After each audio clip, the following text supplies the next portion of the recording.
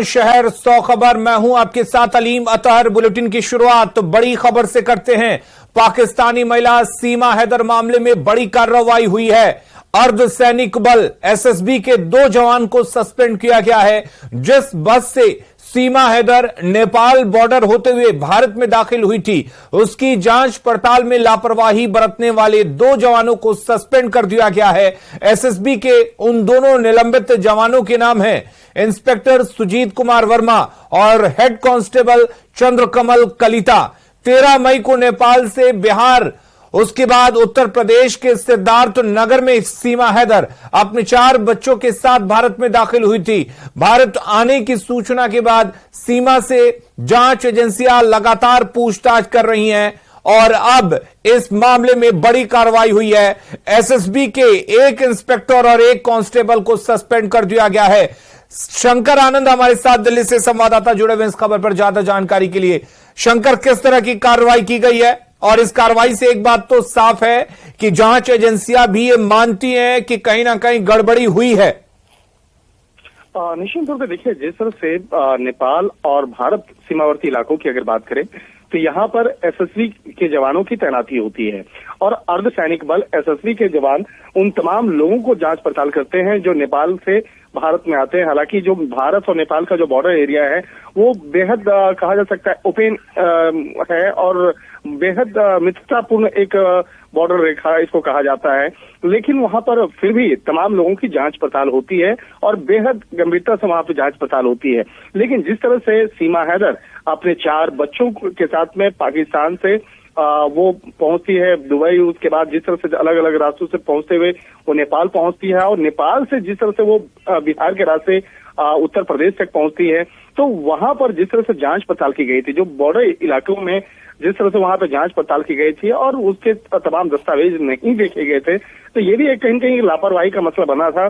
और जिस तरह से ये मसला भारत में काफी चर्चा का केंद्र बना हुआ है, लिहाजा इन तमाम मामलों की गंभीरता को देखते हुए 2 एसएसबी के 2 जवानों को सस्पेंड किया गया है और इनके खिलाफ जो आंतरिक तौर पर जो कार्रवाई है वो अभी की जा रही है। इस मामले में विस्तार से इन्वेस्टिगेशन करवाया जा रहा है कि आखिर लापरवाही कैसे हुई और किस तरह से हुई है।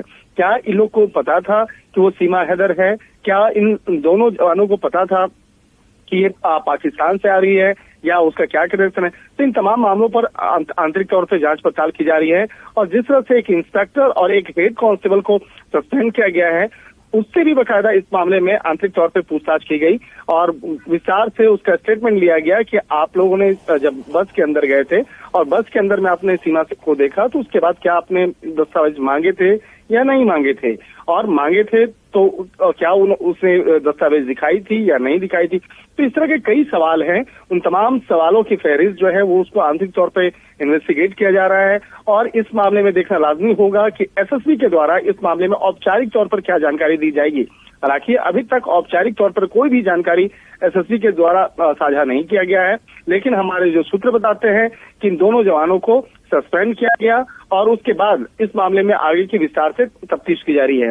इसके साथ ही एक और महत्वपूर्ण जानकारी देना चाहेंगे कि पिछले 1 महीने के अंदर में जो भी जिस तरह से प्रक्रिया हुई है, इस सीमा रेखा के अंतर्गत अब सुरक्षा व्यवस्था वहां पे काफी बढ़ा दी गई है। खासतौर पर भारत और नेपाल का जो बॉर्डर इलाका है जो बिहार से सटता है, तो उस इलाकों में सुरक्षा व्यवस्था काफी बढ़ाई गई है। जांच पड़ताल की जो प्रक्रिया है वो बढ़ा दी गई है और हर एक संदिग्ध व्यक्ति या जो भी लोग आना जाना करते हैं उसके दस्तावेज को बेहद गंभीरता से खंगाला जाता है और अगर किसी पर शक होता है तो उससे संबंधित तमाम दस्तावेज की मांग की जाती है।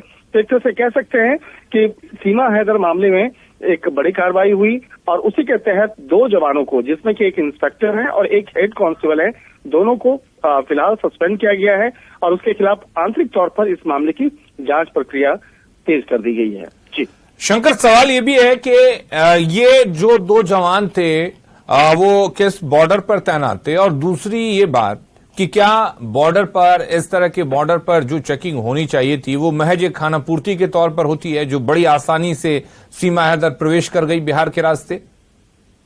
देखिए, जो भारत और नेपाल के बीच में एक बेहद मित्रतापूर्ण एक संबंध रहा है और अलीम आप जानते ही हैं कि बिहार का जो खासकर जो नेपाल से सटा हुआ जो बॉर्डर इलाका है और जो सीतामढ़ी का इलाका है, तो वहां पर जो जिस तरह से प्रवेश होते हैं तो वहां पर बहुत ज्यादा एक कड़ाई नहीं होती है, लेकिन हर एक शख्स पर नजर रखी जाती है, हर एक शख्स आने वाले जवानों पर नजर रखी जाती है। तो सीमा हैदर वाले मामले में जिस तरह से देखा जाए कि सीमा हैदर ने जिस तरह से वो तमाम एक प्रैक्टिकल जो चीजें हैं उसको अंजाम दिया था, जिस तरह से नेपाल में रह करके वो अपने जो पति हैं, जो भारतीय पति हैं सचिन, उसके साथ मिलकर के कि किस तरह से बिहार में प्रवेश करते वक्त में साड़ी पहनना है, किस तरह से पल्लू को अपने सर पे रखना है और जो मांग में सिंदूर है वो दिखना चाहिए, हाथ में चूड़ियां हैं वो दिखनी चाहिए।